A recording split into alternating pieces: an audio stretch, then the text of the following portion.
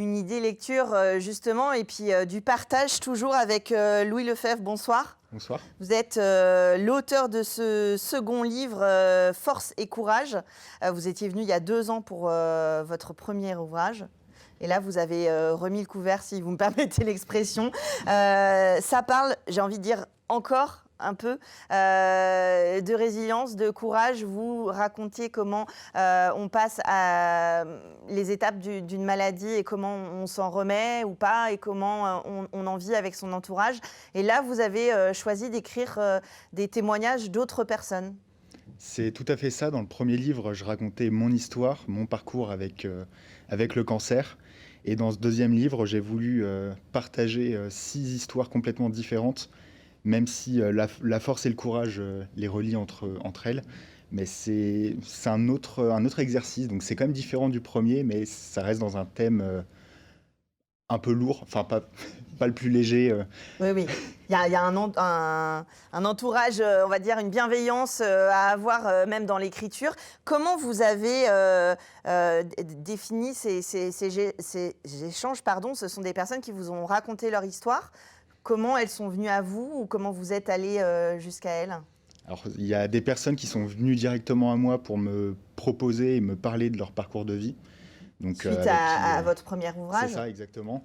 Et c'est là où j'ai eu l'idée de me pencher un peu plus sur le témoignage. Et au début, je ne pensais pas faire 6 témoignages. Au final, il y en a 6.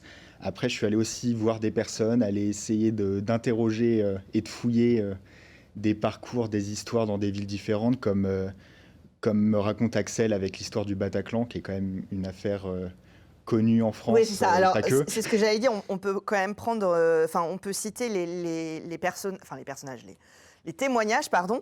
Le Bataclan, évidemment, on connaît tous de près ou de loin une personne qui, mais là, c'est intéressant justement de se poser la question de comment on survit après un tel événement. C'est vrai que le Bataclan, c'est un témoignage qui me tenait à cœur, mais je voulais pas faire le même témoignage que les autres, avec un témoignage très pesant,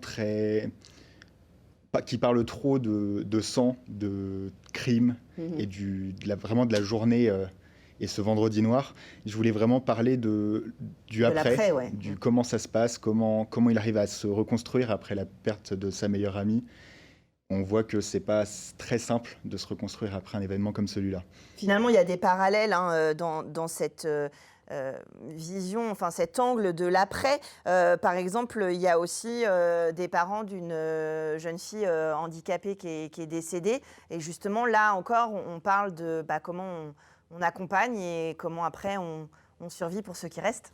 C'est ça, c'est quelque chose que j'avais déjà fait dans le premier, parler peu du moment important et parler vraiment beaucoup du après, du comment on se reconstruit, Mmh. comment ces personnes-là ont pu se voir les choses, comment ils ont pu rebondir, l'entourage, le côté psychologique. Et c'est vraiment ce point-là que j'ai voulu appuyer, parce que c'est quelque chose qu'on voit peu dans Mmh. les livres, et je trouvais Et ça important. et peut-être aussi, sans le vouloir, y avoir, trouvé une légitimité. Est-ce que vous l'avez vécu? Et finalement, vous le racontez dans votre premier livre que peut-être, le plus dur était pas ce qu'on pense de l'extérieur et pas forcément la maladie en soi, concrète à un moment, mais tout ce qui va, avec.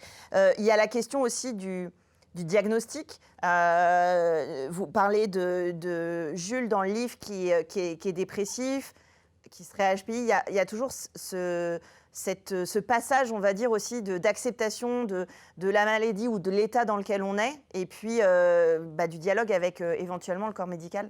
Oui, c'est ça. C'est des sujets qui sont très éloignés des uns des autres, mais qui sont quand même tous très proches. Parce qu'il y a quand même tout le temps là, un aspect psychologique qui revient, qui est toujours là. Aussi l'acceptation de savoir qu'est-ce qu'on a, comment on va réussir à surmonter ça. Et c'est vrai que c'est des témoignages qui sont assez émouvants, même aussi dans l'écriture. C'est pas le plus simple à Oui, parce que écrire. quand même, c'est quelque chose à recevoir. Ça vous donne quand même une sorte de responsabilité avec ce témoignage qu'il vous offre finalement. Et puis, charge à vous de le retranscrire pour que finalement, ça ait du sens aussi dans la suite. Il faut que ça ait du sens pour moi, pour les lecteurs, mais aussi surtout pour eux, parce que c'est quand même le but principal de pouvoir écrire pour eux, à leur place, d'être leur plume, c'est de pouvoir retranscrire leurs mots MOT et MAUX, Mhm. pour essayer au maximum de retranscrire aussi la vérité, même si c'est difficile pour moi de pouvoir réellement écrire ce que eux pensent. Mhm. Il faut quand même au maximum se rapprocher de ce que eux voulaient sur Comment ça papier. s'est passé, l'échange? Est-ce qu'ils ont lu une fois que c'était, finalisé? Vous les avez rencontrés? Comment ça s'est passé? Alors là, ça dépend vraiment des témoignages. D'accord. C'était un des exercices les plus difficiles pour moi, s'adapter aux personnes. Il y en a où il fallait que ça aille vite, il fallait qu'en un mois, tout soit fini, qu'on n'en parle plus le plus rapidement possible et qu'on laisse ça derrière nous. Voilà. Et alors, il y a des témoignages où j'ai dû les réécrire plus d'une trentaine de fois, parce qu'à chaque fois, il y avait une petite virgule qui passait pas, ou un mot de trop, ou alors un passage à enlever. Et là, il faut vraiment s'adapter. Il y a des personnes qui ont besoin de temps aussi, de Mhm. pouvoir se libérer, mais à leur rythme. Il y en a qui veulent écrire, d'autres non. Donc c'est vraiment une adaptation. La plupart, ils n'ont pas fait cet exercice d'écriture. On sait que c'est une des méthodes aussi de résilience psychologique, etc., de passer à l'écriture sans forcément être lu, hein, sans forcément avoir un public. La plupart, ils avaient déjà écrit leur histoire ou pas du tout? Alors, de ce que je sais, en tout cas, pour moi, personne n'avait écrit leur histoire avant. Sur ces 6 témoignages, il y en a 2 qui ont voulu écrire au moins le premier jet. Après, Mhm. j'ai bien évidemment retravaillé tout le reste, Mhm. mais ça leur tenait à cœur de pouvoir écrire, et je peux comprendre, c'est ce que j'ai fait avec le premier. Mhm. Donc c'est normal, mais c'est pas pour tous. Oui, oui, bah, après, là encore, ça dépend des expériences et puis ça dépend évidemment de la façon dont on a de l'aisance ou pas avec l'écrit. On n'a pas parlé d'autres sujets. Il y a quelqu'un qui a vécu un hold-up dans une journée de travail. Bon, ça fait très, quand on voit le pitch, ça fait très cinématographique. Limite, voilà, on sourit, mais c'est évidemment pas du tout drôle. C'est un événement tragique. C'est assez étonnant de trouver. C'est vous qui l'avez trouvé ou Alors je l'ai trouvé. Oui. Il est venu vers moi en m'expliquant son histoire et je me suis dit, ah ça peut être bien. C'est quelque chose, c'est un mot que je connaissais pas avant de témoigner sur ce sujet-là. Le hold-up, pour moi, c'était uniquement dans les années 80 et Ouais. après, ça n'existait plus. Et effectivement, il y en a moins. Ouais. Et je trouvais ça intéressant de pouvoir écrire sur ce sujet-là parce que c'est un sujet qui existe de moins en moins et de pouvoir laisser une trace de cet événement. Je trouvais que c'était légitime aussi pour lui. Ouais, bien sûr. Et puis voilà, que ça existe en fait, de lui donner une vérité aujourd'hui. Un témoignage de sans-abri aussi. C'est des parcours de vie en fait. La difficulté, elle peut être d'une maladie, d'un handicap, mais évidemment, elle peut venir d'un peu partout. Voilà, là, c'est une personne qui était plutôt aisée, qui habitait dans une des rues les plus chères de Paris, qui avait un bon travail, un bon job, mais qui a du jour au lendemain subi une injustice et il a dû tout quitter, être à la rue pendant plusieurs mois et au final, maintenant, il veut plus du tout revenir dans une maison. Mais c'est vrai que c'est des parcours qui sont atypiques, mais faut les trouver, faut les Mhm. chercher et il faut surtout qu'ils soient d'accord pour témoigner sur leur vie. Oui, c'est ça. Et puis être proche de la réalité, parce que là, on a quand même l'aspect témoignage où vous n'êtes pas dans le jugement, mais vous êtes dans la transparence. Voilà, on n'est pas sur de la sensation, on n'est pas sur du fait divers, on est vraiment sur de la compréhension du parcours. Bon, on n'est pas uniquement dans le côté raconter des faits. Là, Mhm. j'essaie vraiment de creuser beaucoup plus qu'est-ce qu'il y a dans leur tête, qu'est-ce qu'ils pensent, qu'est-ce qu'ils ont pensé à ce moment-là. Et c'est ça, je trouve, le plus intéressant, parce que sinon, on lit un journal et on verra ce fait divers-là. Mhm. Là, non, c'est vraiment dans l'intimité de la personne et de leur vie. Finalement, vous avez découvert avec votre premier roman une appétence pour mettre des mots sur les mots des autres, comme vous disiez tout à l'heure, parce que finalement, ce ne sont pas les mêmes sujets, mais finalement, la démarche est quand même un peu similaire à votre propre ouvrage. Oui, c'est vraiment un... Alors, pas du tout un copier-coller, hein, parce que c'est vraiment des techniques d'écriture différentes, mais c'était quelque chose un sujet en tout cas que j'aime écrire.